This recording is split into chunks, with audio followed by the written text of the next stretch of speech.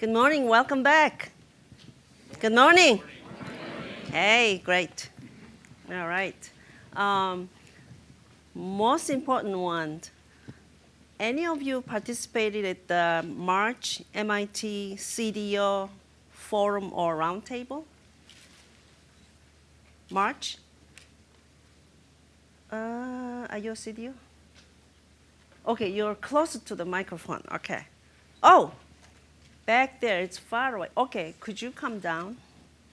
Either first row or near the microphone.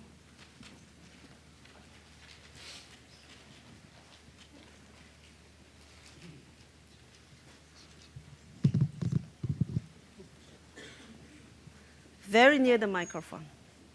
Or better, near here. Okay, thank you.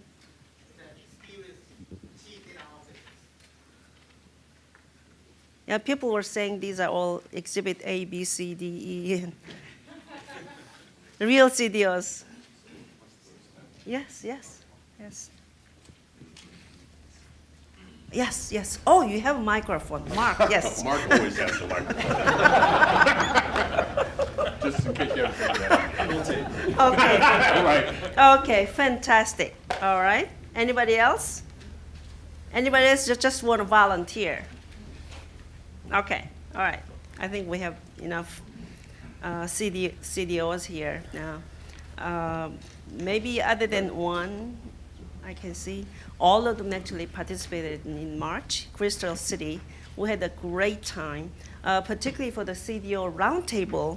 The one first day, I think we sort of went through even almost skipping lunch all day, intense, passionate discussion. So that was fantastic. So I don't think we can really convey all of it, but we're going to give out some of the summary and some examples directly from CDOs today, right? Okay, so let's start from here. So that was in March, and every time we speak with the CDOs, either interviews or discussions or collecting data for quantitative analysis, we like to return the result to you and report to you. So this is just part of it.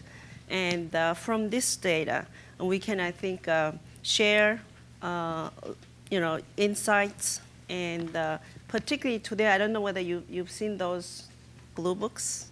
That is, okay, Anthony, thank you. All right. So that has questions. You probably will take 15, 20 minutes. And I hope you can complete it and return it to the registration desk. And if we can collect maybe 300, 400, we could do some quantitative analysis, and we can share results with you. Okay? All right. Thank you. Okay. In case you didn't feel like you were in a college class enough, there's a 20-minute test in an actual blue book. Right. The test is actually in blue book usually. You still remember that. Yeah. We wanted to differentiate with all the white papers, so we picked blue because last time we had 2 years ago, I think we picked yellows. Okay. Differentiated. Okay. All right. So here, you'll see these PowerPoints, and these are sort of pieces here and there. So at the end, we're going to clean it up, make it prettier, including some of your comments as well, and then share this with everybody, okay? All right. So this one is sort of summary of the new trends, and this is a little bit updated, but I'm going to go back for the March version here. So we're going to mostly talk about, these are sort of the summaries that we talked about. It sounds very simple, but it's actually complex. First, we talked about what are we meaning CDOs and CDO office, and has anyone done this successfully, meaning trying to grab some exemplars or best practices. Right? And after that, there's a lot about hear my headache. And after that, do we see this trend? Have you seen this one? And then we conclude with some kind of directions. All right? So ready? Let's go. Okay. So here's about the CDO and CDO office. And we talked a lot about, is this sort of made a CDO and CDO office set up to fail? How can we prevent it? And what are the elements there? So I think first, let's see. Person who particularly talked about it is not here, but I think these CDOs, and maybe some of you can give some real examples. The new trend is that companies hire or designate global CDOs, and also their enterprise CDOs, and then some of the CDOs at the director level. So the levels that CDOs really work are different, and we're going to talk about it, whether we hire enterprise CDO first, or we hire global CDO first. What are the problems? So I think the person who talked about it was a financial institution. That person is not here, but maybe some of you could give some examples and thoughts. Sure. So, I mean, I can give a couple of comments to speak to this from my own experience. So I'm Nick Marco. I'm the Chief Data Officer from Geisinger Health System. So I think the discussion about are these positions set up to succeed or fail partially stemmed from the idea that the Chief Data Officer role in a lot of places is very nondescript and very evolving. So it's not a clear thing where you clearly have the following 6 departments report to you, or your role in the C-suite is this or that or the other thing. It's a position that has grown out of a general assessment by most organizations, or by many organizations, that they have a lot of information that they're not extracting secondary value from, and they want somebody to generally be in charge of that, but they don't really know what being in charge of that actually really means on an operational scale. And so and in fact, if you look at job descriptions that are flying around for CDOs in organizations that are just spinning up that role now, I see these things from time to time, and one of the things always says, has to be comfortable working in a matrixed organization where there's not a lot of structure and the role can evolve significantly, and so that's a mixed bag. So in one sense, you could be scared of that and say, well, geez, I don't really know what I'm supposed to do, so how am I going to judge whether I'm doing it correctly or not, and how am I going to get that in sync with what the other executive leadership wants. The other way to look at it is that it's an opportunity to basically plant your flag wherever you want in the organization, and because the data touches everything. And so I think that the take-home message, at least for me, is this position still has a lot of uncertainty around it, and if you're going to say that you're a chief data officer or move into that role and function that role, one of the things that you've got to be comfortable with is dealing with the uncertainty of the position and figuring out sort of organically where it is that particular organization can benefit from your intervention. So an example of this, I guess, so at my organization at Geisinger Health System. So everybody knows that electronic medical records are an important part of healthcare now, right? And Geisinger's had an EMR system for about 20 years or so. So we're one of the longest running EMRs in the U.S. So one of the places where they really don't need me is messing around with the operational details of the electronic medical record. So we've got a very good IT structure built around that. There's a team of like 330 people that just do transactional EMR related stuff. And like the last thing that they need is somebody else coming in and messing with that shop that's been stable for 10 or 12 years. So I don't spend a lot of my time working with the day-to-day operationalization part of the electronic medical record, but the part where they sort of particularly need some strategy, I've found, is on the part where data sort of comes out of there, enters into an enterprise data warehouse for secondary use, and then gets distributed out to all of the end users who are doing things like research and operational analysis from it. And so that's where I end up spending a lot of my time in our particular organization. Now, there may be others where an electronic medical record or whatever your electronic transactional system is, if you're a commercial entity, a point of sale transactional system or transaction management or whatever, there may be some organizations organizations where if that's not sort of squared away, then the CDO can have a big role there initially and then can move to a different thing later. But the point is, I think every organization has a little bit of a different infrastructure and a little bit of a different background, and you've got to be able to assess that on the fly and kind of go where the demand is and figure out where you can make a value contribution. So I don't know that I would say that it's set up to succeed or fail. It's just set up to be something that is a little bit undefined. And so if you're positive and proactive about that, you get to define the role, which is kind of neat. Any of you have clearly defined CDO roles in your company? Well, You? I can speak to, prior to PwC, I was at AIG, Global Finance CDO, and I think the question of positioning for success or failure, one of the takeaways for me was managing scope. It's very important. You can very quickly get paralyzed. Data is everywhere, and so where do you start? And very quickly you find yourself being in a very reactive mode, and becoming a scapegoat for any data issue becomes your problem. So having clarity of scope in terms of what data is enterprise and truly should be enterprise. Not all data is enterprise, if you're in the enterprise role. So having a clear understanding and scope, and the way to do that is to really understand, always look at what problem the organization is trying to solve. In global finance, the problem you're trying to solve was the financial closing. It was taking too long. The transformation that was happening at AIG at that point in time, there was no global chart of accounts, and as a result of it, we couldn't answer simple questions around what are the expenses, even headcount. So, always make it relevant, make yourself relevant, take a specific problem, manage the scope.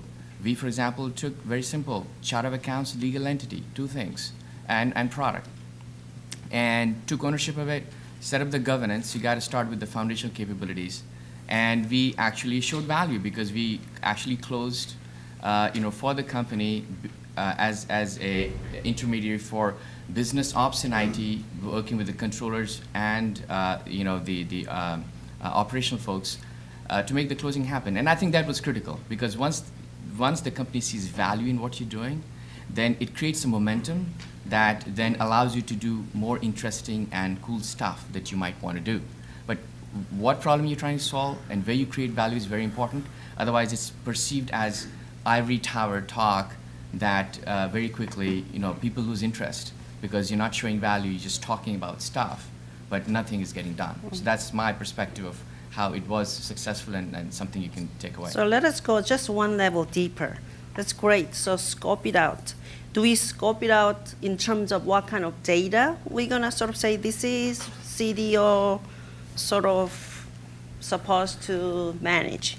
Or is it the business purpose or some kind of mission statement for CDO office? That's what we're trying to do, or both. What do you think? Yeah, I think you could have had, sorry, go ahead. You're back. So, my name is Gene Colker. I'm from Seattle Children's. I'm Chief Data Officer there for 8.5 years. I think, talking to peers, and I think next session was Mark, Andrew, and you, Director? Yeah, and Derek would be important people to hear. I'd say there are like three types of CDOs, like in very simplistic terms. One is extremely offensive, going along the lines of compliance, risk, and maybe governance too, okay? Second one is less offensive, but still it's about a little bit different angle on ontologies, technologies, and maybe digital data, okay? And third one is much more offensive. It's like analytics and how to leverage data as strategic institutional enterprise asset. So, Yeah, I think these microphones are not on. oh, there. Maybe they are. Okay. Closer. Okay. Sorry. So, I'm gonna start over. No, I'm kidding. No. So there are three types, and the third one is much more offensive. It's like, leveraging data. Sometimes it's called chief data officer. Sometimes it's called chief analytics officer. So I would say those three main ones. And then depending on your business needs, not your organization business needs, you better align with your organization strategic business needs. And then it's sometimes you play some mixed roles. Sometimes you spend, I don't know, a year or two, depending on your organization needs. You spend on one type of role or mixture of those or combination of those three. But I think it's not about data. It's always about business and people. And depending on that, it's very clear. I mean, at least now, based on what we have, 200, 300, depends how you count. CDOs, they're examples of success stories. Just follow them.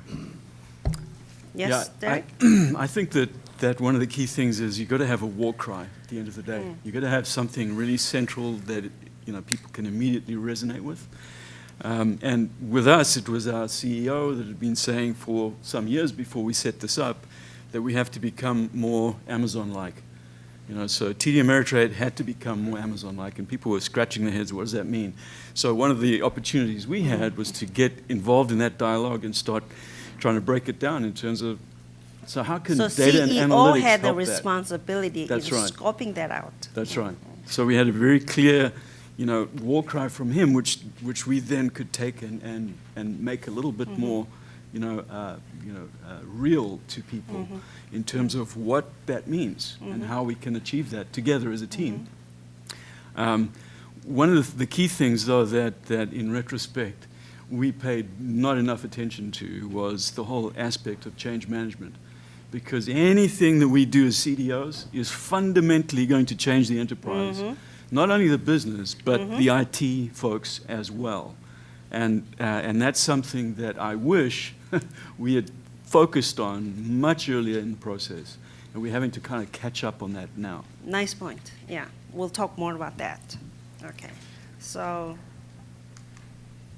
because of time, I'm going to sort of cover a little bit and move on, okay? So this is the cubic framework that we published in 2014. So if you're interested, I think we have in websites. Yes, right? Okay. All right. Thank you. Okay.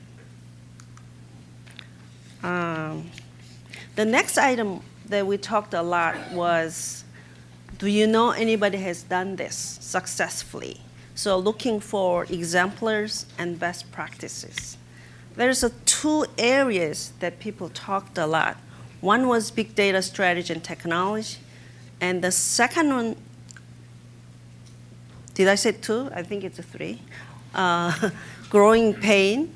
I think it's a lot to do with the changing the directions and changes in what kind of data assets that you deal with. So let's try from big data strategy and technology. What's the responsibility of CDO in terms of big data strategy, technical and business strategy? How do you scope it out? Any CDOs example? So I can make a couple comments on that too. We're just sort of naturally flowing down the table, I think.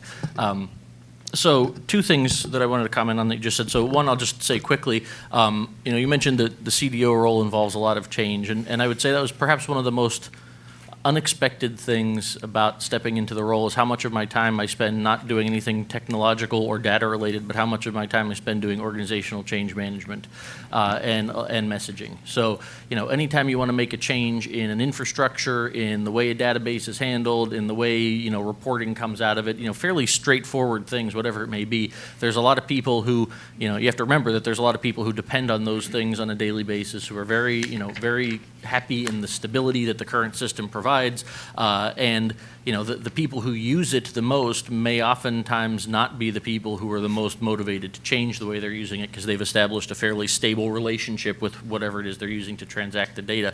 And usually the impetus for the change is some organizational need where you say, well, we can make this data available to more people if we just adjust the way we store it or distribute it or whatever.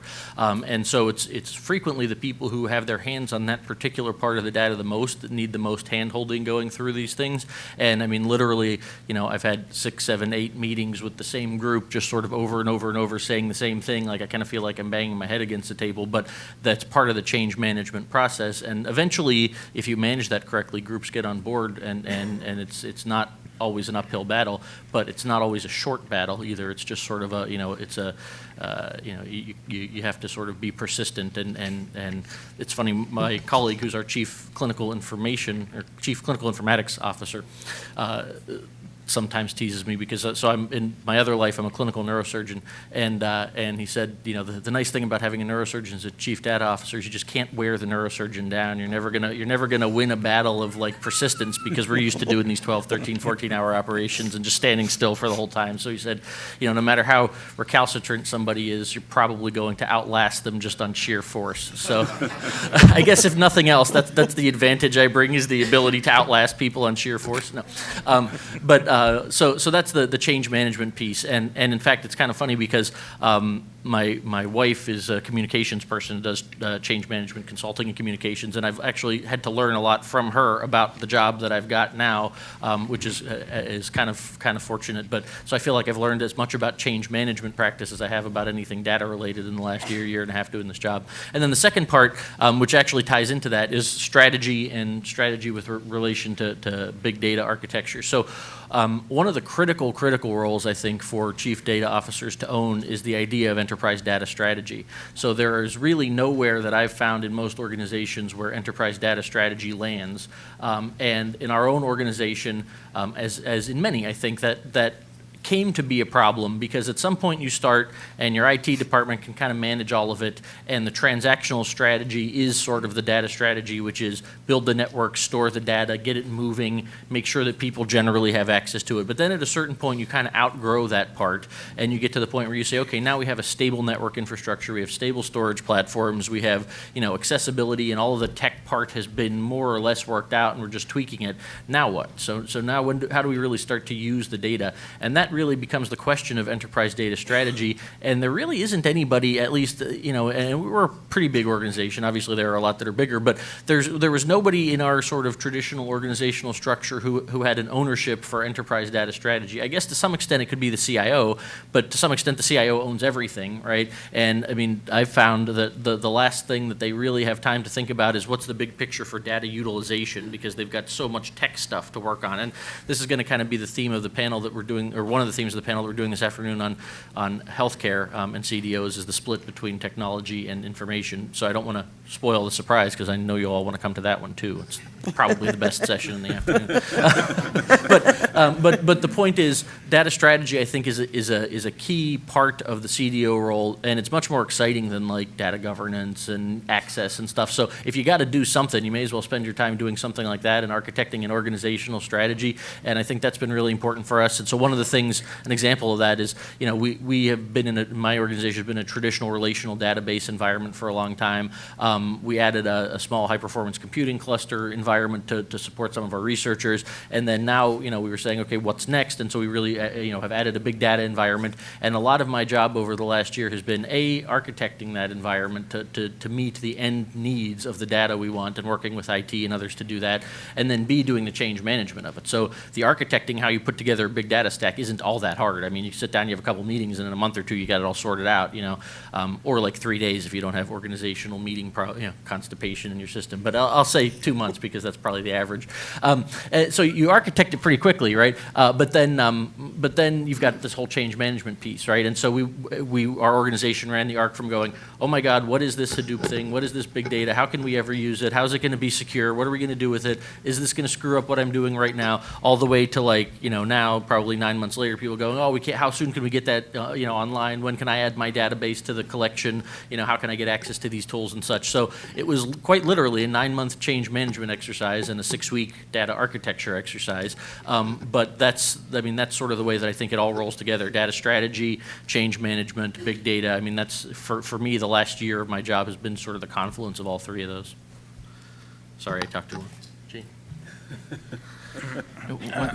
I can talk also long, but I'm gonna do it short. How about that? Okay. We part on the same session, so you imagine how it's gonna be, right? So I'd say that technology and governance and all this sexy or unsexy stuff is of course part of our job, but again, aligning with business needs and showing success stories, that's important, like first approximation of reality. And then you do it through, we call it PowerPoint approach. And I do not consult for Microsoft, though I'm from Seattle. People first, process second, and technology third, in that priority.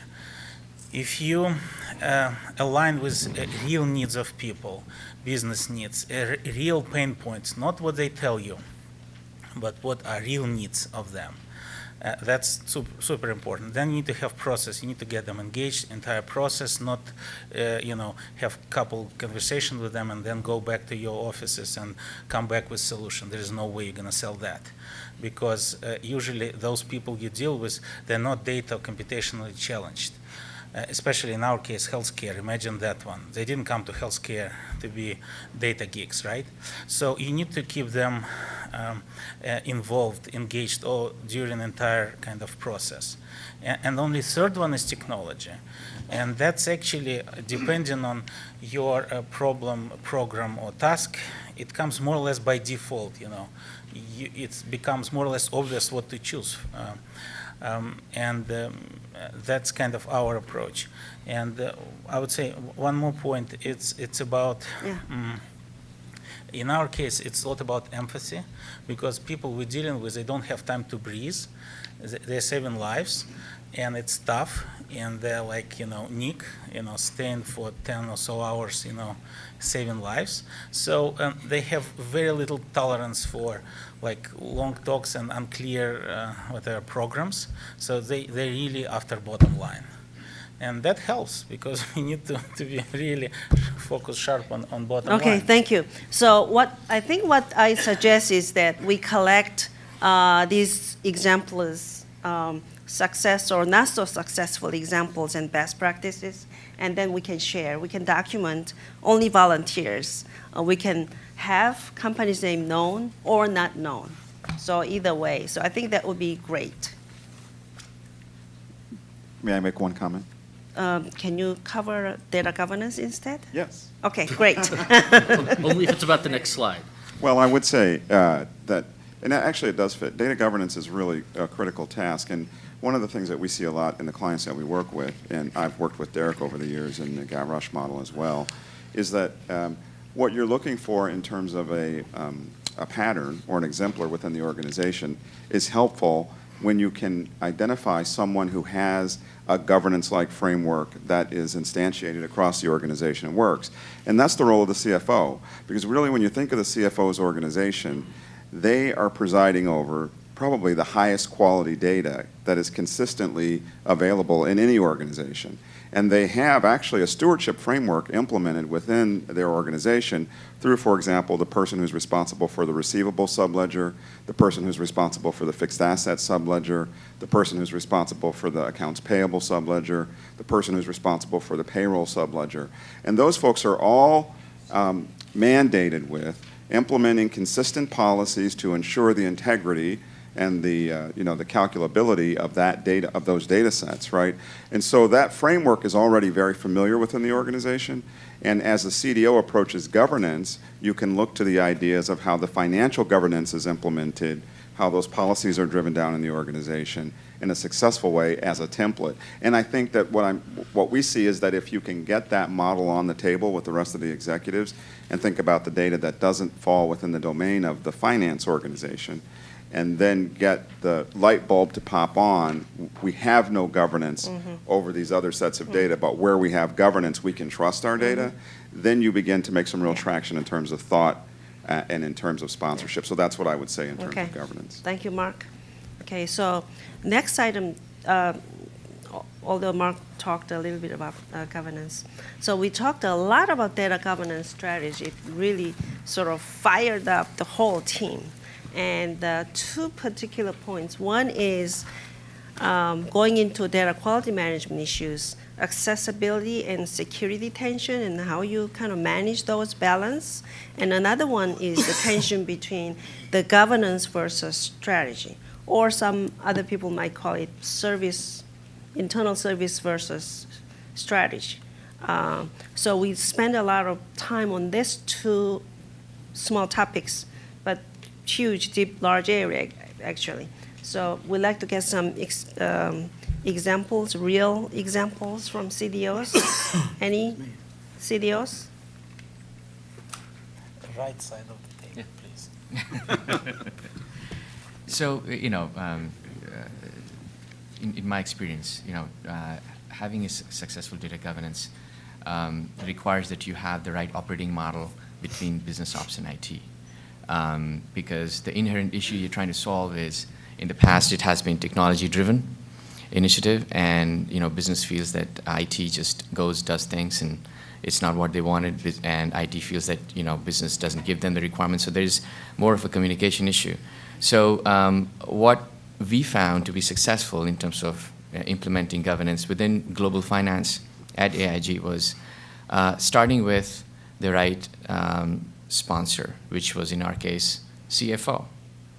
And in addition to CFO, you want the chief risk officer, and those of you in financial services, finance and risk have a lot of interdependencies. So setting up the right operating model with the right folks sponsoring it, and then creating a process that will allow decision making and resolving issues and prioritizing things across business ops and IT is very critical. Now, the tension you have is, between access and security. On one hand, the trend is democratization of data, more access, more sharing. Yet at the same time, there's a contending priority, which is how do you secure the information? Because there's a lot of information and a lot of sensitive information. So all of that brings you back to the aspect of, do you have the appropriate change management? Do you have appropriate processes and understanding of how entitlement is done, roles and responsibilities are defined, and it all falls within the purview of governance. So having the appropriate operating model, detailed processes, roles, responsibilities are critical to manage the tension. So, and we did that at AIG again for global finance, and we were successfully able to do that with some mistakes that we made along the way. Yeah, if I can maybe just add to that on the access and security issue, I don't think anyone has actually got this one right yet. I think, and if you have, please see me afterwards, because I'd love to pick your brains. Access versus security is a really big issue. And as we heard on the first address yesterday, there's some interesting ideas. I mean, this whole idea of enigma that Sandy was talking about on day one. That sounds fascinating, but how do we do it? I mean, that's the tantalizing thing. How do we get to a point where we can satisfy those things that are actually at loggerheads with each other simultaneously, and in an elegant fashion? I think CDO has to step into that realm, and I think the CDO has to start orchestrating the solutions around that. I myself, when I stepped into the role of CDO, and I'm into my 4th year now in the role, I wanted to stay right away from that. I didn't want to touch the stuff that's going on in the Chief Information Security Officer's area. I thought, have at it, man. That's your baby. But I've seen over time that this desperately needs someone to come in and take control of it and bring all those different parties together. So Right, it is right. We tend to segment that security part out of the Outside. CDO office, right? Right. And I think But, that, to me, that's been the biggest change over the last year. In yes, particular, I've yes. seen the need to jump in. So what you're saying is we need to include it. Yeah. Yes, Just on a related note, there is a trend out there, right? When we go back to, historically, when we've thought about access and security, we think about our own internal information policies, et cetera, with Right. who can have what access, what's PII, what's HCI, et cetera. There's a move afoot that says, who owns the data? And what is happening now in businesses that support contractual relationships, customers are writing into agreements that you may not use my data. And firms are going to have to build capabilities where they can actually cherry pick around where customers have actually expressed that you cannot do that because the contractual relationship has now been established. And that's, as difficult as this is, that's a whole nother era of difficulty. Yeah, absolutely. Absolutely. yeah.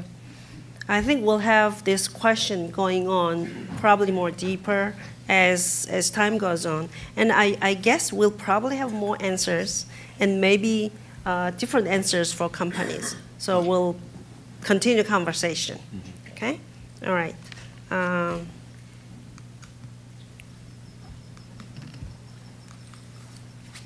right. So here's the part that we titled "Hear My Headache." So it's sort of light notes, but it's really painful stuff we talked a lot about. And so some of the things that I quoted here: friends of data, convertibles, never mind, enemies. I think our CDOs who are in March knows what we're talking about. Can we set the stage and give me some examples, CDOs?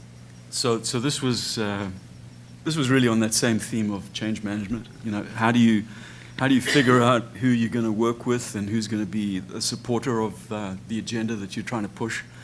And after a couple of weeks of meeting all the right people in the organization in your first 90 days, it's pretty obvious who's going to support the program and who you're going to need to form a strong relationship with, a partnership with. And those are the friends of data, the people that you can go to and say, hey, let's go have a pint of beer and kind of cry into our beer together and try and figure out how we can get this thing to take root and flourish in the organization.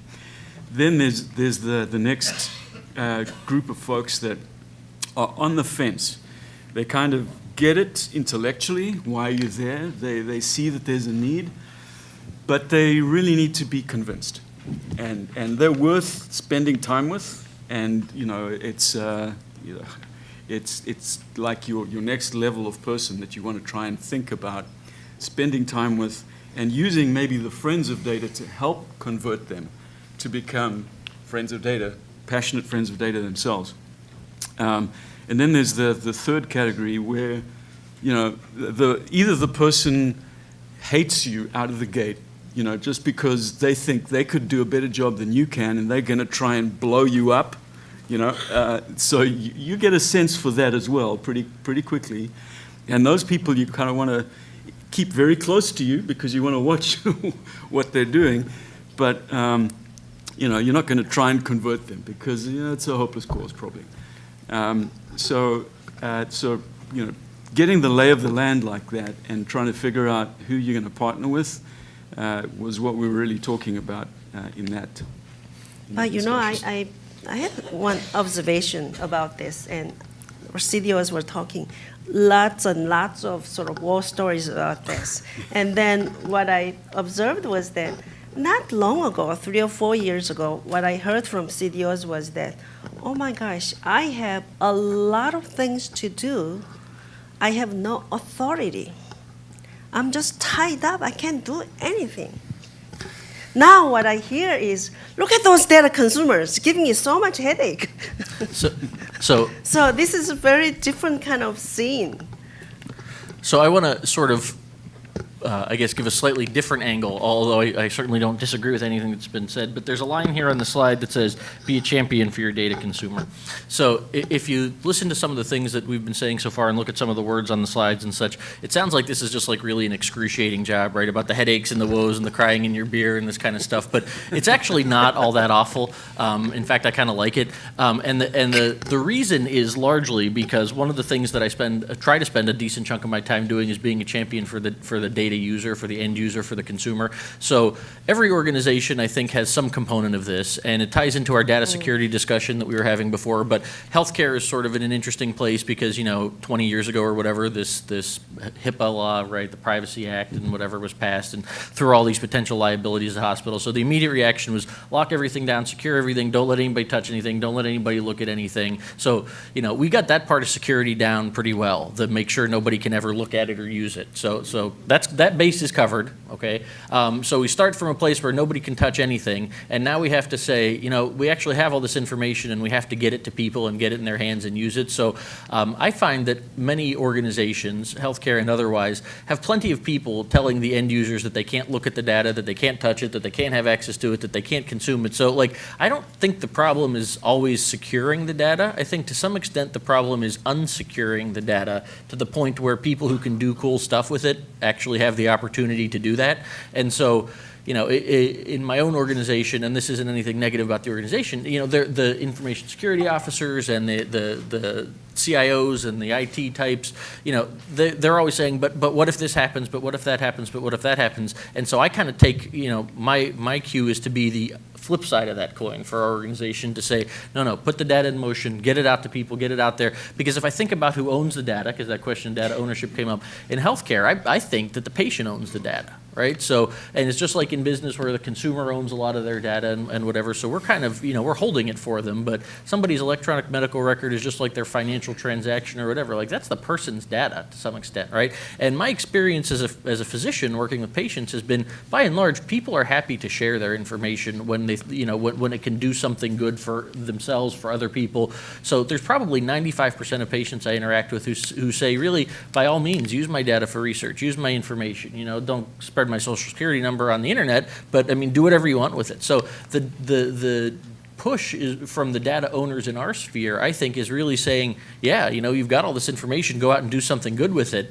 And then you've got the security side of things saying, no, lock it down and don't touch it, because if anything bad happens, it's going to be a real problem. So part of my niche is to present the other side of that argument and say, put the data in motion, get it in the hands of people, do what the data owners want with it. If there's a data owner who says, don't use my data, then lock it up and keep it secure and don't touch it. But by and large, that's not the world that we live in so much in healthcare. And so I think that's the balance of being a champion for the end users, being a champion for the owners of the data. And it's actually kind of fun. Of course, there's always going to be the people who are kind of in the middle, or the people who just don't agree with that mission. But as the saying goes, the haters are going to hate, and you just got to kind of move on, right? So I'm quoting Taylor Swift now. Right. So it all comes full circle. So CDO's job is fun, and but it's CDOs fun, will and, deliver value to all the just, data consumers and companies. You just move past the people Yeah. that say you can't do it and figure out a way to make it work.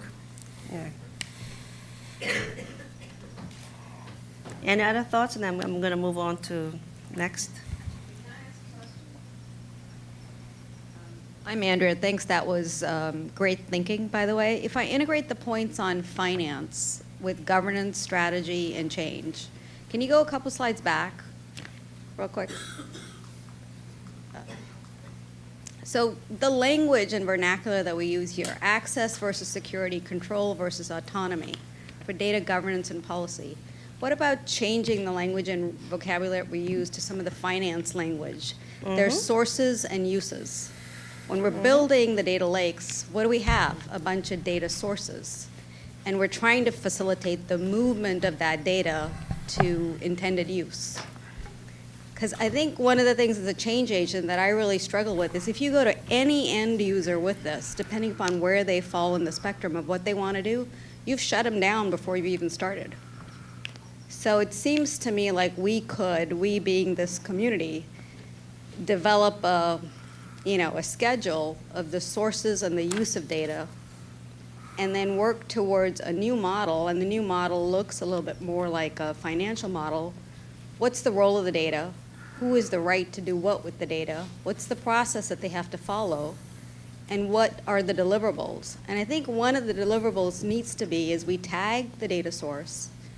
The data consumers tell us what they do with that data, and we store that as a record. So over time, as we start to hit those guardrails, especially in healthcare, especially in regulated industries, we can try to maybe help make the necessary policy changes if we want to do new and novel things with the data. And I would just say for one second, this will be a short one, but the change in the language that you're mentioning, I think the best part of that language to change is the versus part in the middle. So like, I don't know why it's always got to be adversarial. Why does it have to be security versus accessibility and this versus that? I mean, the language you suggested sort of places it more along a spectrum, and I like that. I mean, for me, it's about getting the versus out of it and not having two sides of the equation fighting over what you can and can't do with the data. It's about thinking about the data as something that should be fluid, should be in motion, and should be, curated by some people and used by other people. But I mean, if you just, if you make it a constant fight over data, then nobody wins. And I think honestly, that's the role of the CDO, to be in the middle, and then manage the tension and be the custodian that helps data be managed as an asset. And what, to your point, I think that's at the core of what data governance is, which is really understanding, from policy perspective, from ownership perspective, from lineage perspective, having a clarity around decision rights as to how you do that and a mechanism that you want to put in place. So it abstracts all of that from very specific technology or aspects and becomes more generic and a mechanism for a repeatable way to manage data, and it can change. It should evolve, but governance is at the core of it. I'd Yes, say there that was- this Could we get security from- issue. Could I get from here? Just one thing, and I feel the need to push back. I'm all about liberating data, but particularly when it comes to medical information, there's a ripple effect there that's extraordinary, that it could affect my insurance, that it could affect there's a whole series of things that are out there that, now we need to have a very specific conversation about what's what, but there's a certain amount of ease in the conversation that I think needs to be understood. I wouldn't want my information getting out there. It's my information, right? I wouldn't want to see my insurance go up, let's say, based on medical, if it gets out into the wrong hands. I definitely would have concerns with that kind of thing. Well, and Gene could probably talk to this because he sits close to a lot of research stuff, but I would say the out there is sort of the part of that thing that's the question. So I don't think anybody advocates just sort of like being fickle with the data or, particularly in this highly regulated data. But what I'm saying is the pendulum has swung very much in one direction where we're certainly extremely concerned about protecting the privacy of that information. And I think that's good, and I'm not suggesting that we shouldn't. But I think you also have to think about, not protecting it so much that it can't be used for certain beneficial applications. And so, of course, the data owners can do what they want with the data. And you may say, put my information under lock and key. I don't want anybody to see it but the doctor who's treating me, and I got no problem with that, But I think, in general, people are saying, if you can use my information in healthcare for something beneficial, I'm happy to participate in that, so long as you don't put it in the hands of somebody who's going to change my insurance rate or whatever. So there always is a balancing act, and I'm not suggesting that there's not. It's just that I think we're very much in this direction, and so we kind of have to think a little in this direction, but not be fickle about it. You're right. Gene, comments from the Thank you. research side? So I would say that security issues are so prevalent these days. It would be great if we can, think that, let's liberate data. Let me give you an example. I'm talking to one of my friends. I call them gray hairs. Some of them do have gray hair, some of them not. They're bald. Anyway, so he is CIO of one of the major federal agencies, and he told me recently that, Gene, I'm not CIO anymore. I'm not even chief diplomatic officer anymore. I'm chief psychiatry officer, because after what happened with recent government, 4 million became 5 million, then became 21.5 million, and we hope that's the lowest estimate of how many records were hacked, right? And what happened before with Anthem, 80 plus million and Target. So I think these are serious issues. So the only positive in that regard, I would say that I'm talking to my friends in security areas, and they told me that prices on black market for our personal records are going down really well, okay? So, and that's serious deal. So before it was like, by the way, financial records are 10 times cheaper than your medical records, for those who are interested in that. And prices are really going down. So I was told that financials like below, dollar, a couple dollars, okay? And medical is 10 times more. But before it was 50 to 100 per record, okay? So I think there's good news in that angle too. Seriously speaking, with regard to chief data officer role, we can't do everything. I would say we need to prioritize and be focused. So, and I have my friend, Chief Information Security Officer, and I'm very happy that I don't need to deal with those issues, okay? Okay, I think our CDOs can talk a lot, and they're great communicators. This is great. Can I add one thing real quick? And Okay. I think, to your point, we can't do everything. I think one thing that is important is requirements in terms of security and how tight, how loose it is in financial services. We've seen that it's changing.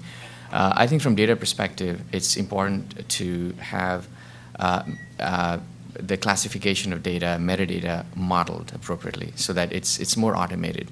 So if the policies change in terms of who can see what kind of data, it should be part of the data itself in terms of how it's classified. It's part of the metadata so that you can change policies and you create that agility so that it cannot be on an ad hoc basis where, if the patient says, I want to, see more information, you can share my information this much or not. So I think, just want to make the point that, the modeling and classification of information, which is part of CDO, metadata strategy, is very important because that can drive automation in terms of how you entitle information, who accesses it, and creates more of this capability that's automated.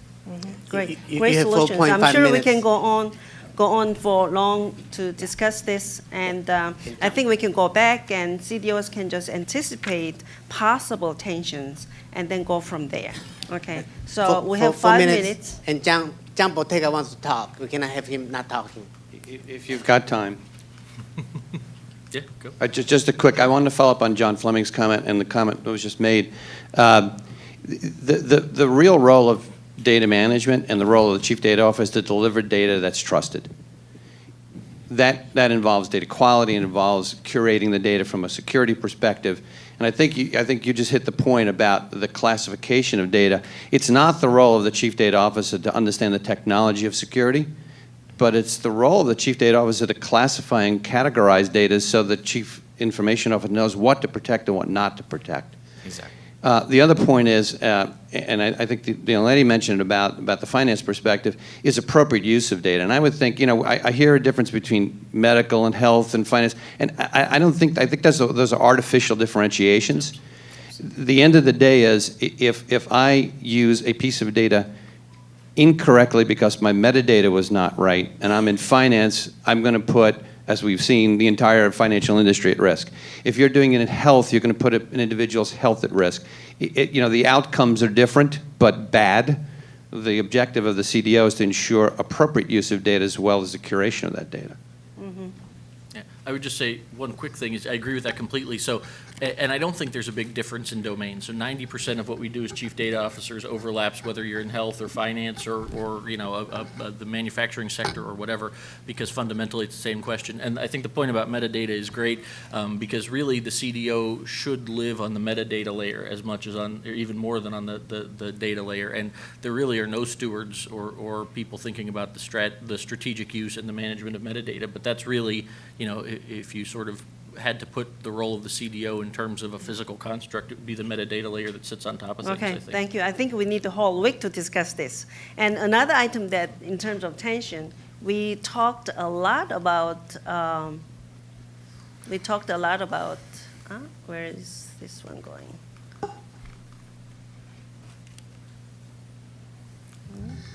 I don't seem to get that. Oh, okay. We talked a lot about whether CDO should be a policeman or woman, or CDO should be a moneymaker. So that we spend a lot of time, but we're going to skip this one. We'll have another time to talk about that.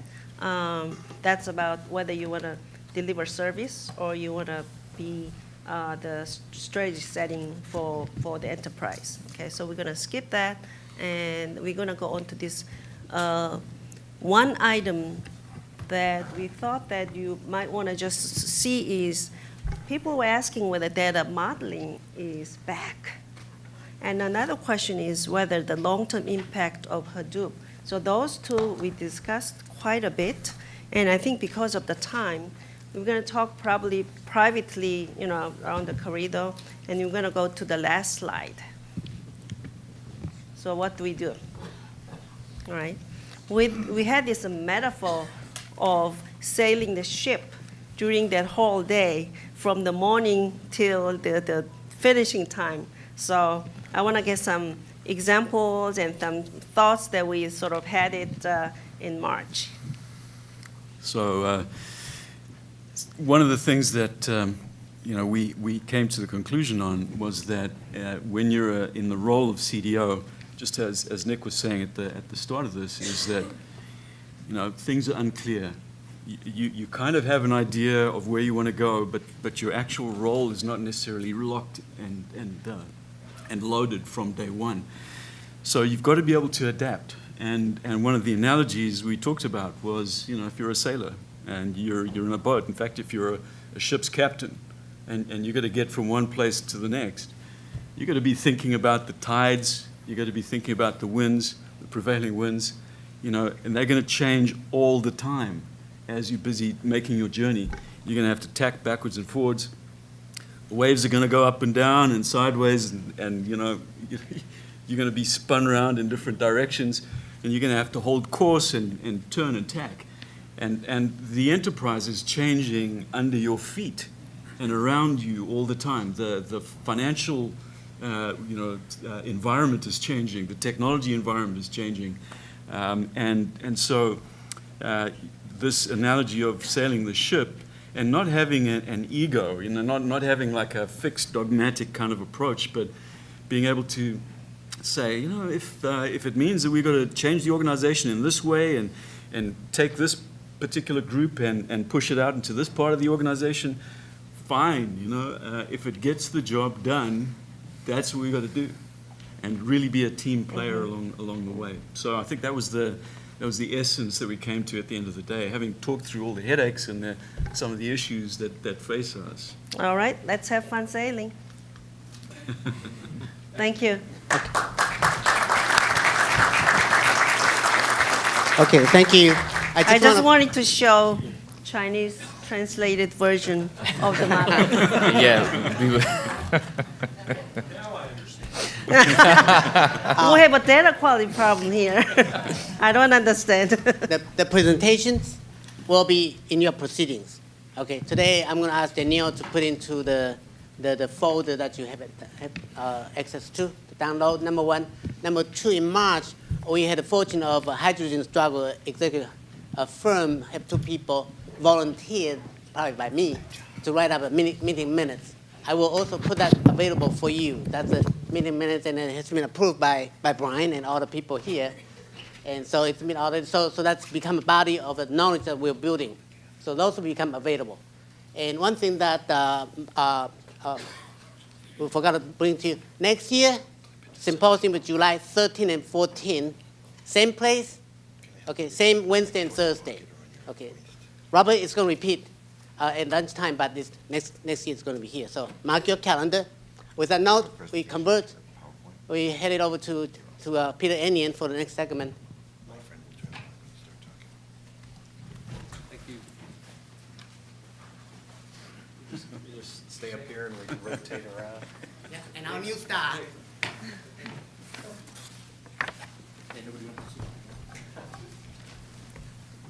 Okay, thank you, Rich. We're going to continue the theme and drill down a little more deeply in this next session here. We are, after all, the CDOIQ Symposium. I want to introduce Laura Hahn, who is the Senior Data Governance Consultant at TD Ameritrade. She's currently the product manager for master data management and data quality services within the firm. She also coaches and facilitates cross-functional teams of business leaders in setting data policy, establishing data quality standards, managing data assets, and identifying win-win solutions to data problems. Prior to her current position, and I think we chatted right after you moved from the Target Corporation. She worked within the Target.com e-commerce business. John Fleming, who is the head of data governance at BNY Mellon. He's a global information technology and brokerage operations professional with extensive expertise in developing and management of enterprise-level strategic initiatives. During his career, John has held key management positions, most recently as head of business data governance for BNY Mellon, recently joined them as the head of data governance for the firm. The traditional responsibilities of a chief data officer are split between data governance and IT. Prior to BNY Mellon, John worked at CIT as chief data officer. Mark Ramsey, chief data officer at GlaxoSmithKline PLC, reporting to the R&D president, responsible for enterprise-wide data governance and utilization of information as an asset through data consolidation, business intelligence, big data, and advanced data mining. Prior to joining GSK, Mark joined Samsung Mobile as their first chief data officer, reporting to the president. Derek Strauss, whom we've heard from and has been a longtime friend of the Symposium, is Chief Data Officer at TD Ameritrade, with responsibility for driving data and analytic strategy for the firm, including data governance, data science and advanced analytics, data architecture, and data asset development. And we have charged Laura with really grilling Derek today. Michael Vapanik, Data Governance Officer for the American Express Company. Currently, he is responsible for designing and leading the enterprise data governance program for the company, has over 18 years of experience in risk and information management with American Express across numerous consumer, commercial, and deposit products across the risk management and marketing life cycle, including everything from prospecting to collections. I'm going to hand it over to Laura, and thank you. All right. I think I'm on here now, so I don't need this. Great. So I was listening to the CDO updates, and we had some questions and topics that we thought would be great to have some discussion around. So I was furiously updating for things that have been covered a little bit already. But I think getting insights from these gentlemen is always very insightful, and there's always more we can discuss. I thought I would kick us off going back to the topic of data governance, and we've already been thinking this morning about how important data governance is, and that it's critical, and those partnerships with owners and stewards are critical. But based on some recent things I've heard, I think those structures have evolved, and what we consider a data owner to be evolves, and what it means to be a steward evolves, and how those roles can be leveraged in an organization are sometimes tailored and customized to what your organization needs. So wanted to get the perspective of the panel on how those roles have changed, how you've had to use and massage those titles and hand out those roles to get the type of traction you're looking for from your partners. So let me jump in there. One of the things that we did, and this goes back over 3 years ago now, when we started off with data governance, we took the classical kind of approach that was, there was a federated structure that we put in place. There were data owners and data officers and data stewards, so a three-tier kind of approach in all the business units and all the business functions that was federated together into the central CDO's office around data governance, and some specific roles and responsibilities for each one of those levels, certification programs for them, and the whole 9 yards in terms of a really formal kind of program. Now, of course, in parallel with that, we were building up our big data environment, and of course, everything's brand new about big data. Now it's all uncharted, waters. To go back to the sailing analogy that we had a little bit earlier, we weren't sure where the wind was going to blow and where the tides were going to go, and all that kind of stuff. So, as we started doing some testing and learning in that environment, trying to apply the classical approach of data governance, we found that we had a lot of very impatient people standing around saying, "Are you done already? When's this data governance stuff going to be done so we can get on and do some work with this data?"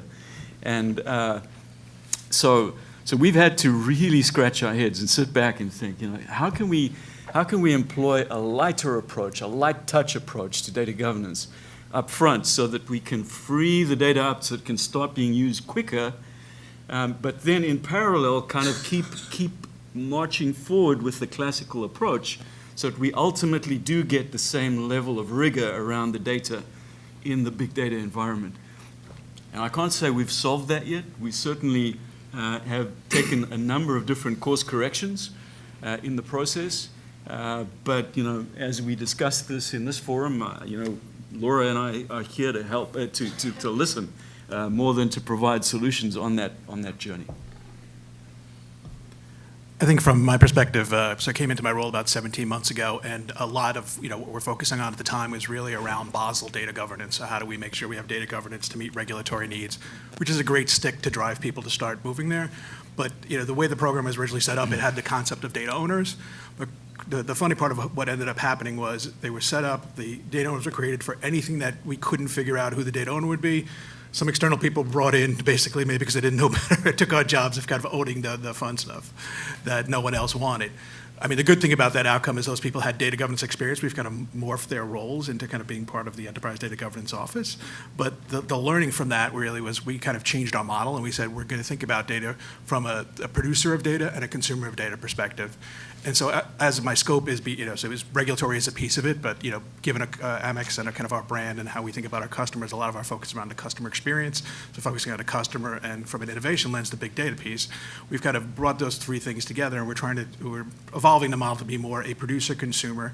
And so if I think about regulatory need, using Basel as the example, we're setting up stewards that are defining what's the needs of the data, the quality of the data from a use for Basel, which may not be consistent with the use for other uses of that same information. So we're trying to start with, let's get it right for Basel there, let's make sure the requirements are right, and we're managing it that way. But at the same time, over time, push it towards the producer side and make sure we're measuring quality and implementing governance at the source over time, once we get the commonalities across all the uses, all the permissible uses. Yeah, and I think, as Peter mentioned, I just started with GSK, but in general, one of the things that I think has changed in the role is I kind of like Derek's comment about sort of a light touch on data governance, and I think that's something when the CDO roles first came into play and data governance came to the forefront, it was sort of a one-size-fits-all approach, I think. And so we were investing that same level of scrutiny on all aspects of data, thinking that, hey, we've got to get everything perfect. And that's one thing about big data, the volumes and the sensitivity of the data really means that we don't have that capability. We don't really have the time to do that. And it's not as much on the regulated type of data. So you can kind of step back and have a lighter touch on that type of data than you can on something like in the financial services or in pharmaceuticals, the regulated part of the industry. So I think that's one of the things that's changed is there's still a need to make sure that the type of data that has to be completely accurate does have that ownership, the steward, the model that we're pretty much comfortable with in the industry. But big data and some of these other aspects of information has really thrown a wrench in that on changing the way that we look at it. And it's also in big data and some of the volumes of information, you're trying to get a sense of where things are headed, not an exact answer. And that's why on the previous session when we were talking about, well, let's look at the data and take the same approach as a CFO would take about the data, I don't necessarily agree with that. I think we have to think about the fact that all data is not equal. And certainly when you're reporting financial results, it's extremely important that that information is correct.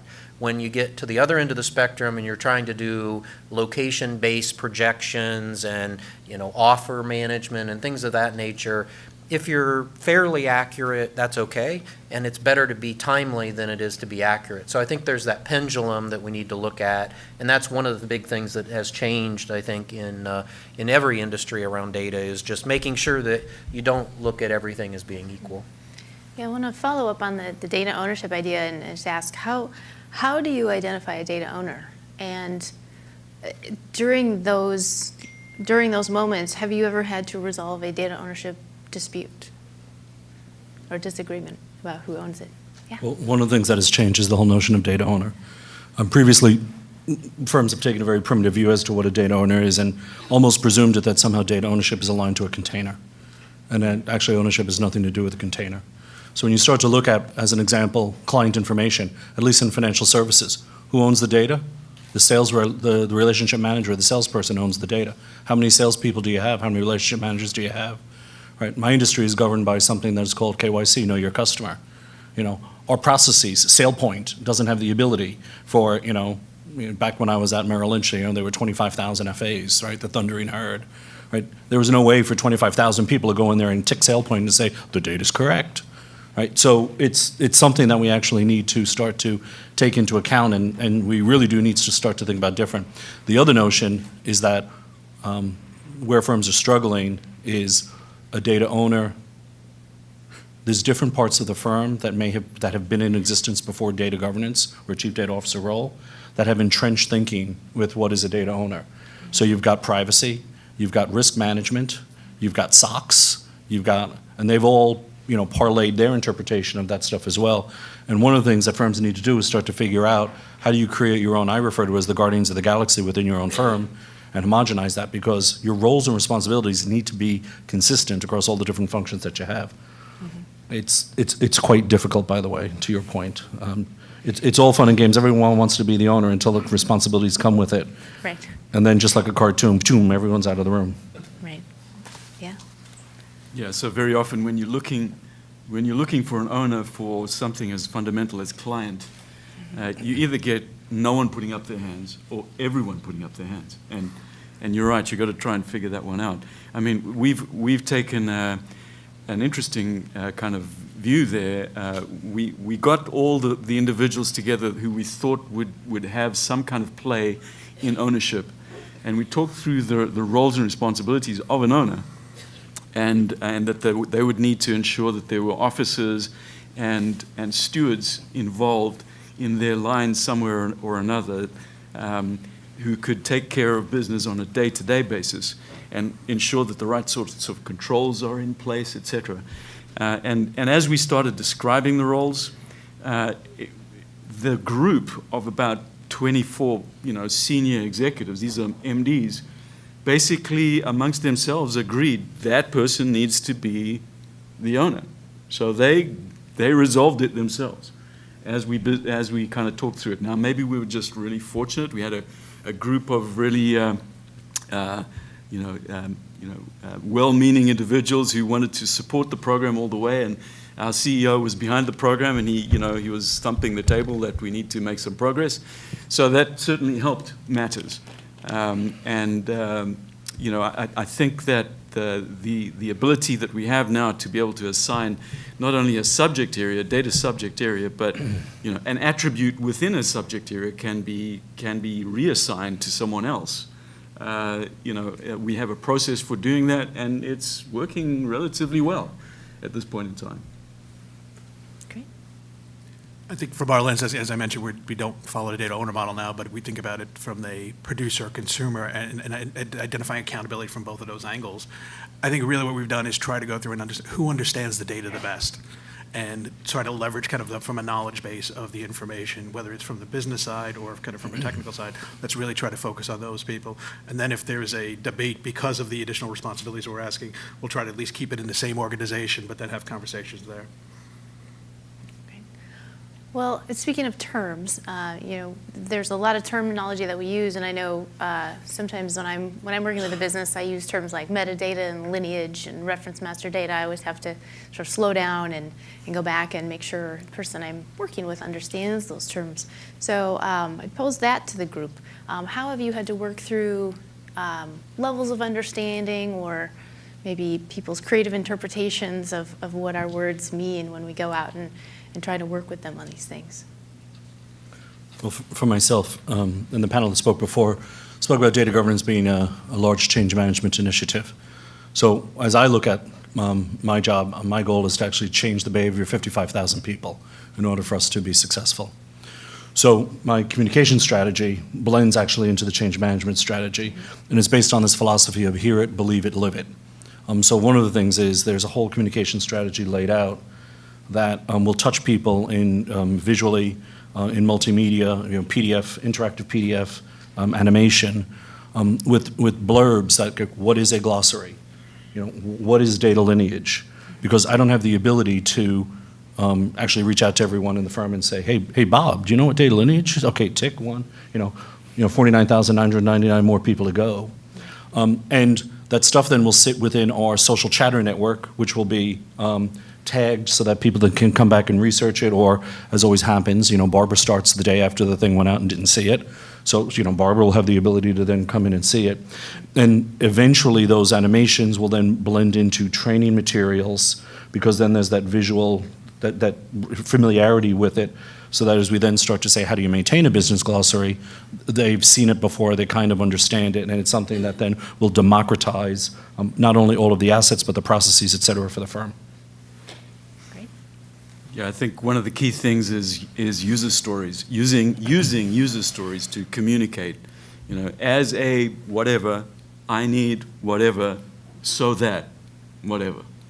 Just that kind of construct that you can use when you are, in an elevator with someone and you want to get an idea across really quickly. We found that really helps. If you can take specific user stories and show how that is what's going to, assist. So, example, reference management, reference data management. Okay, so we had a specific scenario where we were talking about, in pretty much the know your client kind of vein around country code. So we've got myriad, records of country codes, all over the organization with different types of, inconsistencies between those, and makes it very difficult to do a lot of the regulatory stuff. And a lot of people have to spend a lot of time trying to make sure that we do it right.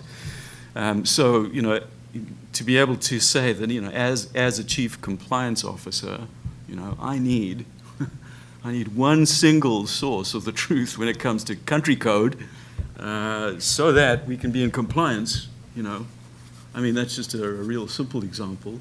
But if we can, what we found is generating more detailed kinds of constructs like that helps to get the message across. So rather than using, we need a reference data management capability, you use an example and then say, okay, so in order to do that, we're going to need to use this tool called a reference master data management capability that we want to enlist your help in to develop.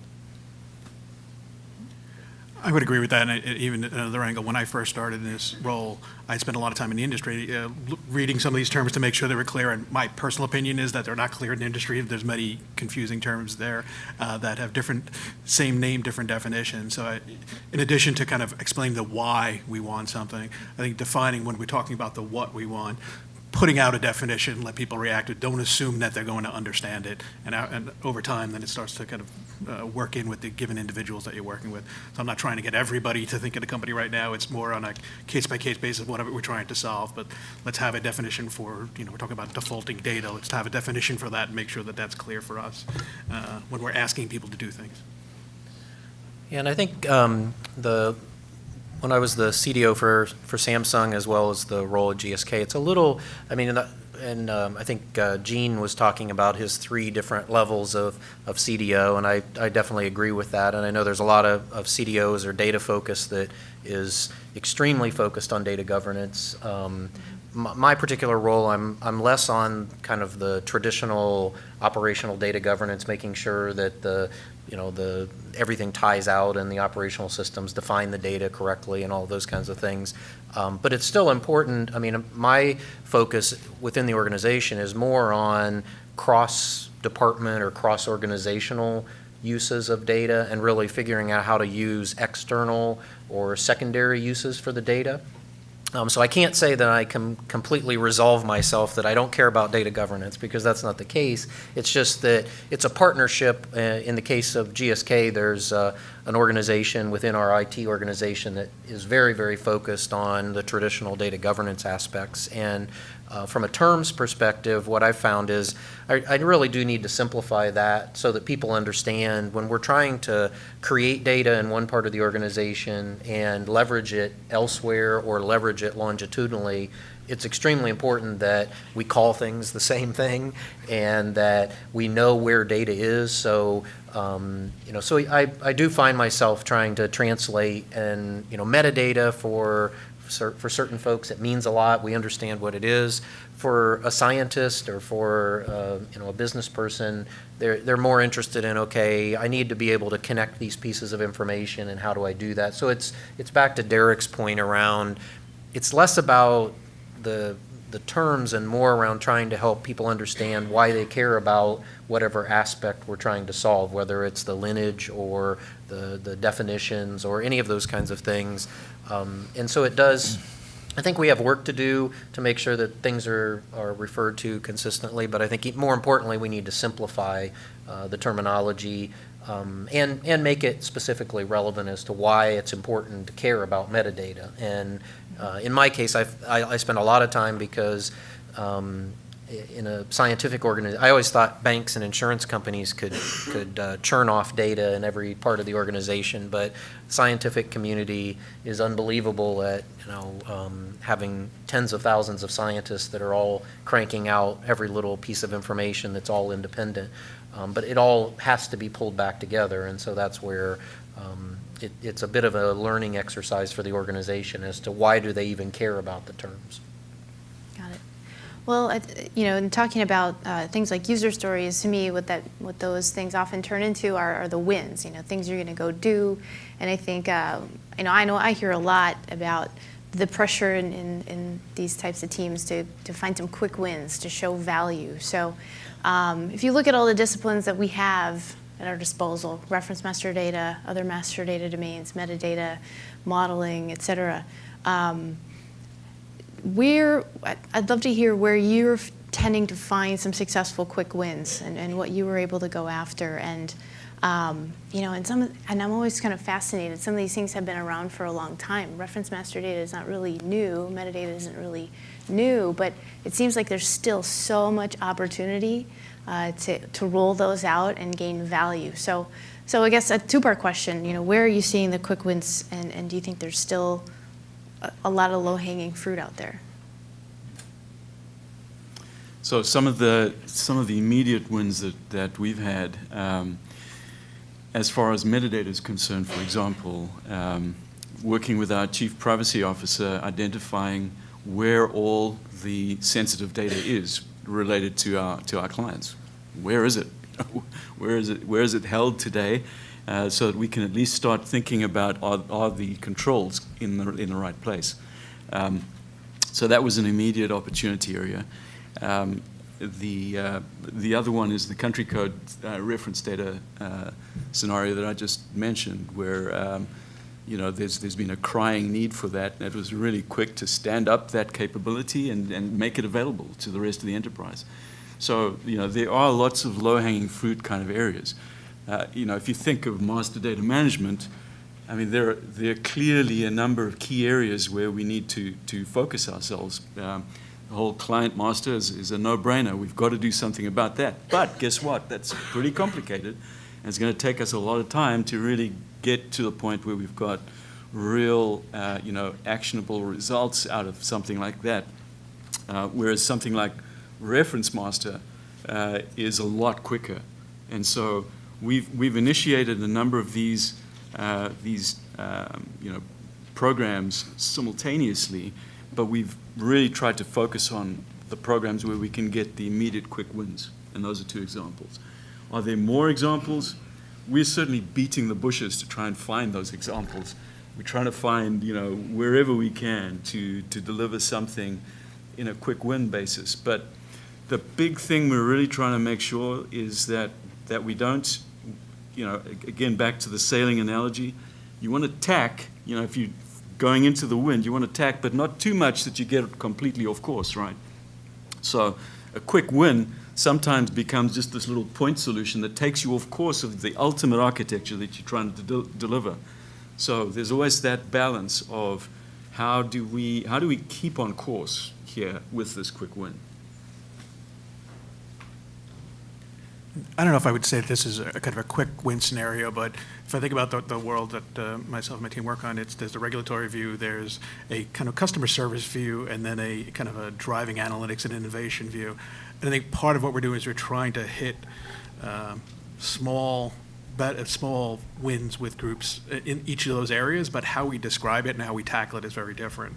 So from a regulatory perspective, it tends to be more of a measurement of how the regulators are reacting with us. So it's a little bit of a softer, so we're showing improvements in that, so that's a way of measuring it there. When I think about customer experience, it's about our data quality issue management process. So, given we're such a customer service focused company, raising people's awareness of issues that, this could have particular customer harm, and then fixing those issues is ways we got wins there.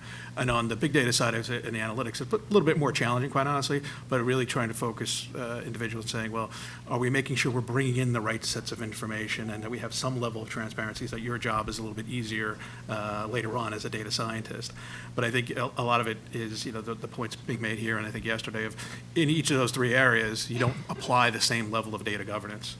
So the conversation yesterday talking about a data lake and I think a data swamp. I've used kind of a data lake and a data cesspool, and it's kind of what we want to do is maybe it's okay to have a slightly polluted lake, and then we can kind of resolve some of the issues from a data governance perspective on the consumption side versus trying to get everything perfect. So trying to balance, there's another presentation I remember about the tightrope between kind of innovation and kind of data governance. So it's really trying to balance how we act in each of those areas. Not so much on quick win. I would really say that certainly there's been some things that have been opportunistic, where it's been actually easy to just help someone out. My strategy has actually been more aligned towards, in many ways I live by this notion that a fat man has to want to lose weight, right? So you get a lot of people that join the gym at the new year and then the weight doesn't come off. Why? Well, actually they never went to the gym, they just joined, right? So the other thing has been, what are the strategic initiatives that already have funding that actually need help? And if you can come in there and with, data governance, and by the way, every one of us probably has a different interpretation of data governance, but whatever data governance is for your firm, you can come in and support them and they actually welcome that. And then to the slides we had before about, create raving fans, that just tends to happen and that starts to create a tipping point. And one of the reasons why I tend to avoid this whole notion of quick wins, for all those of you in your role, and I don't know how much digging you've actually done, but I'm a numbers guy, right? Data will set you free. So of things that I care about in my firm, there are 2,199 applications, there are 7,598 databases, there are 450,000 tables of data, and there are just under 21 million data elements. So when you consider those numbers, there ain't no quick win, because helping to find the signal in the noise and changing the behavior of 55,000 people in the firm is really about staying the course. So, it is, that's why I use the word opportunistic. Mm-hmm. I'll absolutely, help somebody if I can help them, but the real goal is to get people to focus on that this is about losing 100 pounds. It's not going to happen quickly. Please don't press me for quick wins, and we need to stay the course if we actually want to get to a better place. Yeah, that leads me to one of the other things we talked about. The title for this panel was what mentions creating actionable knowledge. And so, you mentioned those kinds of numbers, 21 million data elements, and we're trying to manage this supply, this massive supply of raw data that we have with this ever-increasing demand to get actionable knowledge from that data, and there's the work in the middle, right? And that, I'm going to borrow your lose 100 pounds analogy to be bridging that gap. So I'd love to hear where do you think, if there is an average, or maybe just for your organization, where do you think you are on that journey to losing 100 pounds? You know, are you at 5 pounds? Are you at, I don't know if anyone's really at, 80, 90, but where would you say we are? Certainly where we are, we are in the infancy stage, and we have a lot of things that are working independently. So being responsible for data governance, I have to actually see that we look to connect some of the things. So on an independent track, we do have the data lake, and we do have the scientists who are out there trying to see what opportunities do exist. And then over time, do your strategies actually allow, when they dug the channel, right? They didn't dig it from one side to the other. They started in two different directions, and they've actually met in the middle and then actually adjusted because they were slightly off. And the goal that we actually have to do is figure out what is our channel, right? How do you have all these different things that are going on simultaneously? Permit them, don't hold them back, don't, let them be free based on whatever charters they have, et cetera. But then how do you actually get a seat at the table at each one of those things, and then in some master plan that you have to actually lay out and put down on paper, begin with the end in sight, let people know how you're actually going to pull these different things together. Because there's lots of people out there that are pressing for lots of business opportunity, et cetera, that, with bad data, with undocumented data, with many of the people don't care, right? They'll hire junior people to go around and berate people and say, what does this mean? Tell me. And eventually they'll find out what it is without actually formal metadata. But in time, you need to connect all those initiatives, and that's when you have the real value for the firm.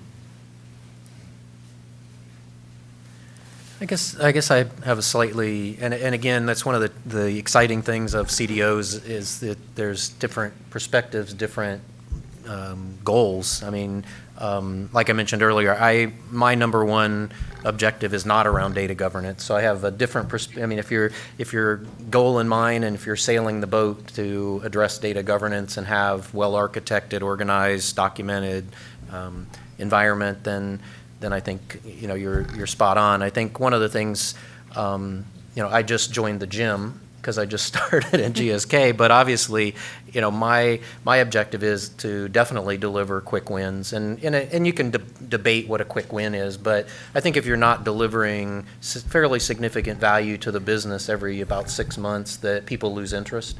And so really the plan that I've laid out for the organization is to find areas of the organization where if we do a better job in connecting information, sharing information between parts of the organization, that it can actually have an impact. That's not going to fix our metadata. That's not going to fix our overall databases or any of that. It's going to drive value to the business, and that's going to buy time and get investment dollars to then pour back into the organization to fix a lot of the things that are actually need to be addressed. And I think that's one of the things where, and I know there was on yesterday morning, there was this discussion around the title changing to Chief Data and Analytics Officer and all these weird gyrations. I mean, for me personally, in some cases, there's too much of a focus on the data, because the data is good and we need foundational data, but the data doesn't drive the value. You've got to solve a business problem. You've got to deliver value out of the data. It would be a heck of a lot easier if we had high quality information and we could just easily retrieve it and we know who owned it and we know where to get it.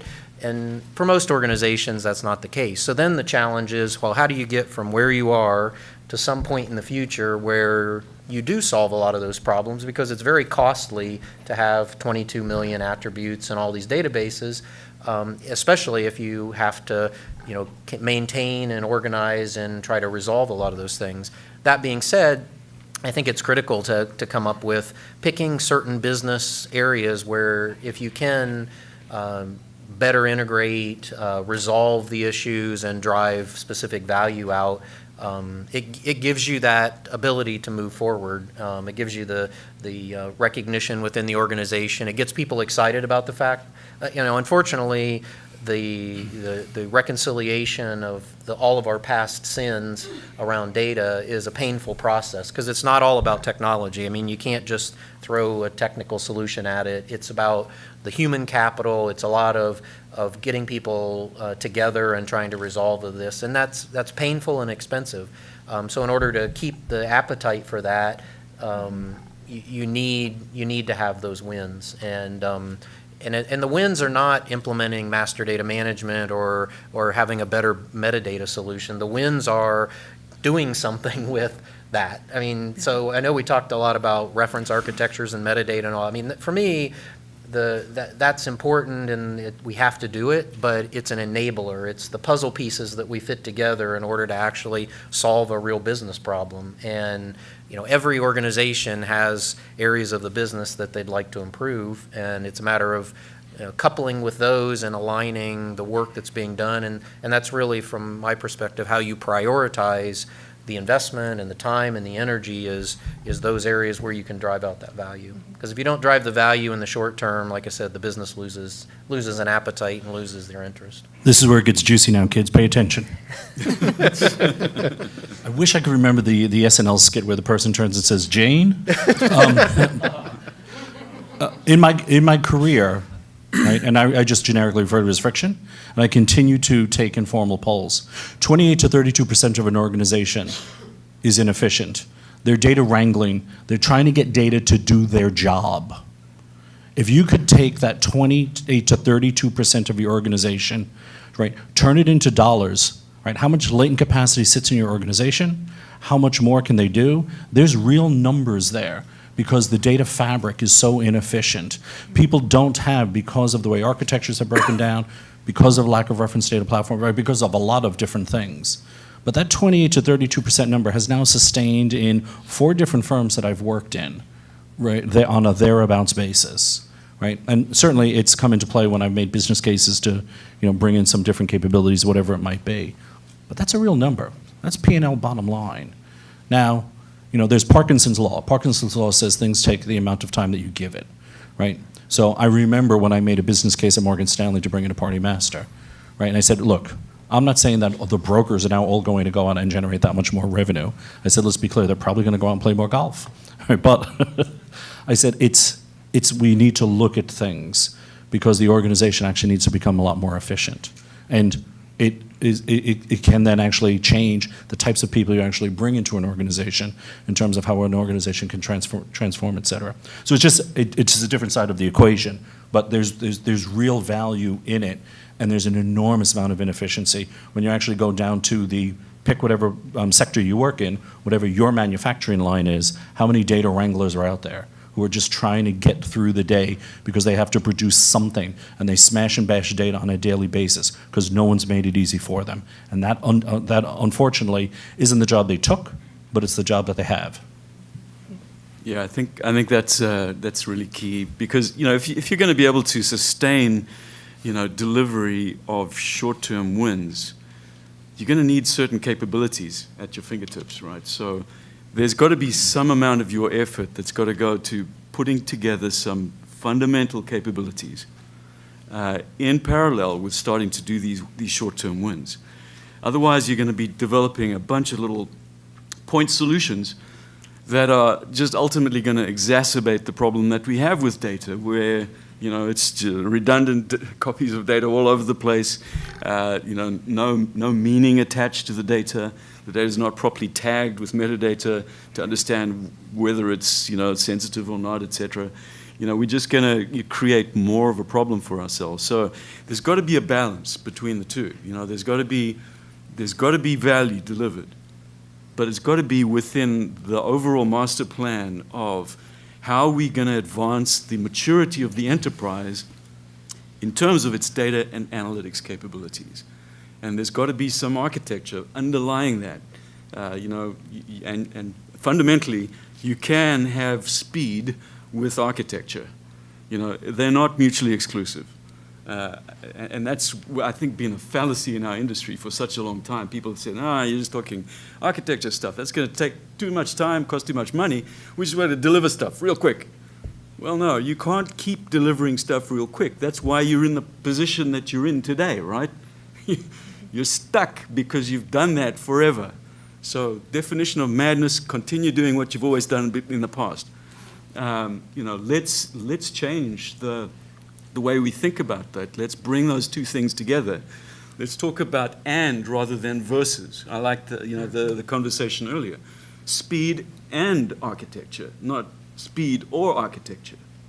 So, I think that's a key role that the chief data officer has to be able to articulate that message very clearly to the business people and the IT folks. Yeah, that's something I've been thinking a lot about lately. And there was a presentation in one of the breakouts about more industrial industries having not yet really fully adopted the age of the internet. And although some other industries have, and I have an e-commerce background, and I've really started to think about a differentiation between companies that existed pre the web and have a lot of legacy infrastructure, and companies that were founded and started where the internet was just part of their genetic makeup. And I've started to kind of stray, for those companies that started after and immediately jumped into more modular architecture and APIs, they started there, right? So, what do you think organizations with a lot of that legacy infrastructure can do? To me, it seems like a very difficult game of catch-up. And how do we address that? I think it's about taking small steps and not boiling the ocean. It's really about, and being happy with, well, I'm a little bit better today than I was yesterday versus I'm at perfection today.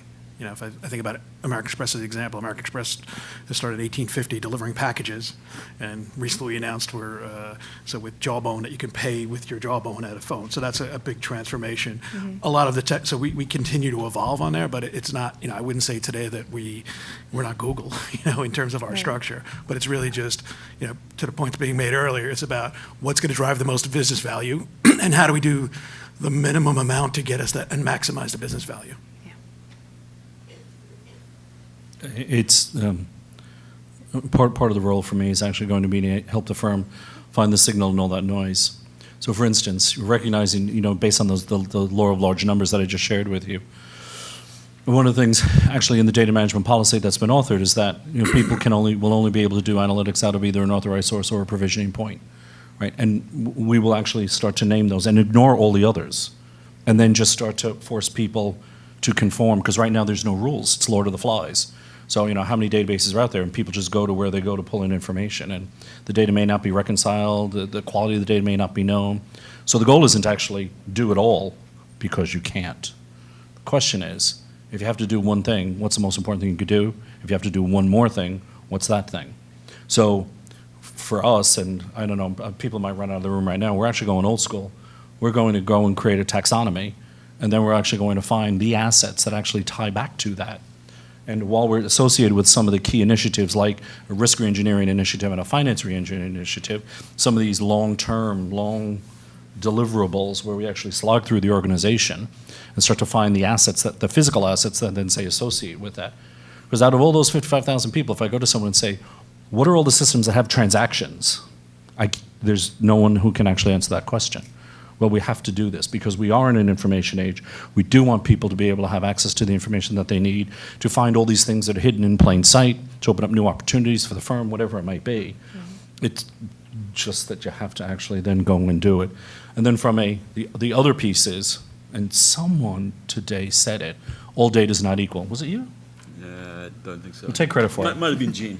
And then just on that point, right, for us, data falls into a class of quality. Tier 1 must be right, Tier 2 should be right, Tier 3 we would like right.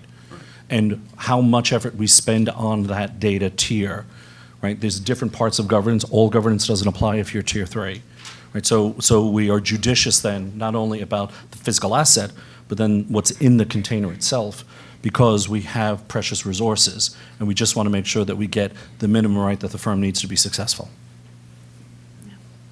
So I'm going to change I have one final prepared question and take it in a totally different direction. This is a good segue, I think, to one of the breakouts. But the role of CDO, I think, is becoming a little more well established. We've talked about that, and assuming it stays for years to come, eventually I think there will be a generational turnover from those of you who are really pioneering the role right now to maybe the second generation of CDOs. So wondering how you're thinking about that bench and the talent that will follow you, and what skills that next generation should be building right now to be successful in the role. Yeah, that's very much on my mind. I think that I'm sure that the CDO role is here to stay. I'm absolutely convinced of it, and we have to have a responsibility to bring up the next generation. I think that for me, one of the most important things when it comes to this role is that you've got to be passionate about delivering value and about data. You've got to have a really good understanding of what the issues are related to data. And I think a lot of the classical stuff that those of us who have sort of been in the leading pack, as we launched into these roles, have had is still going to be relevant in the future. So, I've heard over and over again over the last more than 3 decades people saying, we're not going to have to do any data models anymore. Well, that's been just ridiculous as far as I'm concerned, and I believe we're still going to be doing data models for decades to come. So I think some kind of fundamental understanding of how to do at least conceptual and logical data modeling, I think, is fundamental. And so people that come into the CDO organization, I think, need to have some of those real foundational understandings. I think for me, I've always understood a corporation by looking at its data model. When I move into a new organization, the first thing I want to do is say, well, let's look at the data model. Let's understand what are the fundamental pieces of data that this organization cares about and needs to do its job. And that gives you an immediate understanding of lots of the issues that are going on. You can map back to that, and you can start using that as a prioritization framework, and you can link it back to business processes. So, to me, I kind of always go back to the Zachman framework. So for those of you who have been in the industry for some time, John Zachman had a matrix of 6 by 6. And the first 2 columns, the one was data, the second one was process. If we understand the business processes, we understand the data that supports those business processes, we're off to a really good start. And I think, CDOs have to have that fundamental understanding out of the gate. Yeah, I like the comment around passion. I mean, I think it's folks that are really inquisitive about digging in and finding, for me personally, I think it's finding secondary uses of data to drive value for the organization, or more importantly, today even external. I think that's the thing that's changed. I wish I could say that the next generation would not have to deal with a morass of legacy systems that were problematic and that everything was clean and crisp and organized. But today's data lakes will be tomorrow's legacy. So that trend will continue, and it is a matter of folks who really have a passion, like Derek said, around getting involved and really figuring out ways to link disparate data together to really make a difference in the organization. If you think about what has changed even in the last few years around linking weather type of data into traditional transaction data, or the extreme volumes of location-based data or smartphone data, and a lot of the things paying with different types of devices and all of this. All of that now is this massive increase in volume of data, which will be the next challenge that the next generation will be faced with, because that is continuing. That will do nothing but increase in speed. So I think the levels that we're talking about today will seem as silly as the 50 terabyte data warehouse that I built in 1990 that was kind of the largest out there. I mean, today you can do that on a laptop. So it's that Moore's law type of progression that will continue to add complexity to the role. So I definitely think the role is here to stay. I think it's a recognition of leadership that data is a key asset for every business, and Laura, your comment around, legacy businesses versus, newer businesses. I mean, every business has recognized that data is their key asset. For some industries, data and information is their only asset. They're selling a promise. So I think that will continue and do nothing but increase in demand.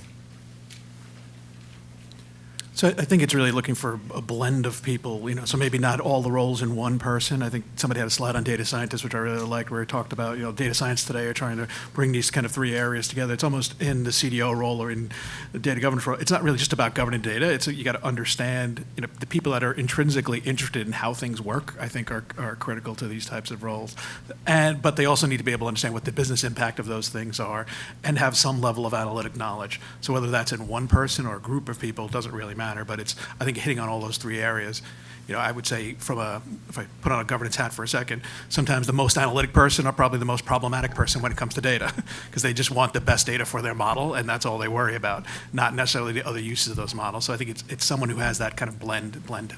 As a recovering CPA, I find that my structure and rigor and adherence to rules is beneficial. John? I don't think it's just in the data space, but what I think what we're going to start to see is a change in this whole notion of micro-specialization that's occurred, right? So even when you look at chief data officer, there are lots of people who've had data jobs, and now we've decided to actually create a micro-slice and actually call it a chief data officer, et cetera, whatever it may be.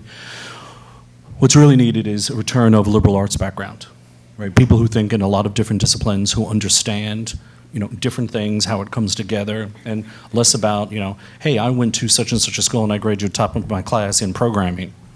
Can you think? Can you think about different things? Can you pull different things together? So from my perspective, I think that's what we're going to see, because the tools and all are actually going to become a lot easier. The problem is going to become more dispersed and uglier, and then what you're going to need are great thinkers who can figure out what can we do with this.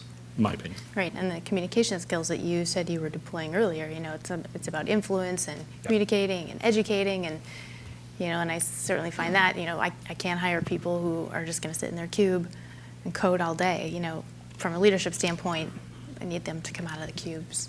Do we have time for additional questions? 10:30. There are questions from. I saw a first hand back in the corner. Are there mics coming around? All right.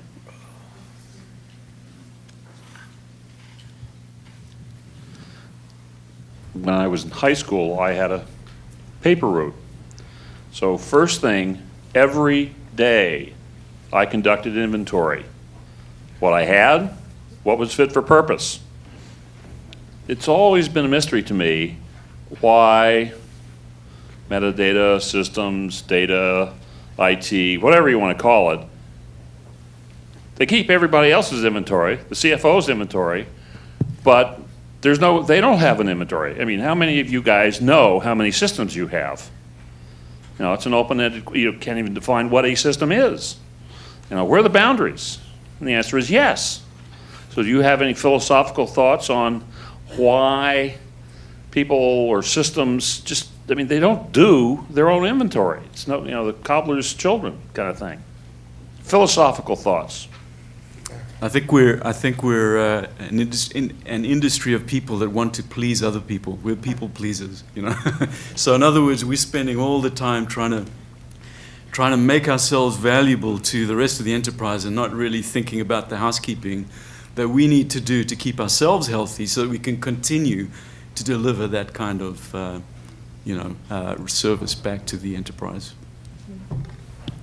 I know it. Good morning. You're back.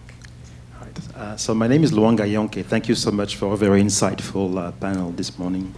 So we spent quite a bit of time talking about security, privacy, data architecture, data quality, and so on.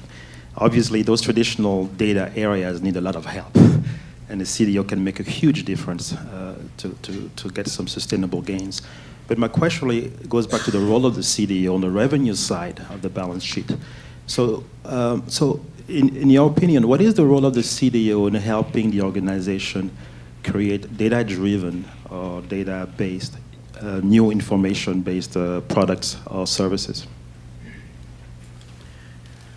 Well, I think, to your point, I mean, I think we talked a lot about governance and security and those types of things, which are the foundational aspects. But I think, myself personally, I think a majority of the focus for the CDO role needs to be on what you're describing, which is actually where the business is headed.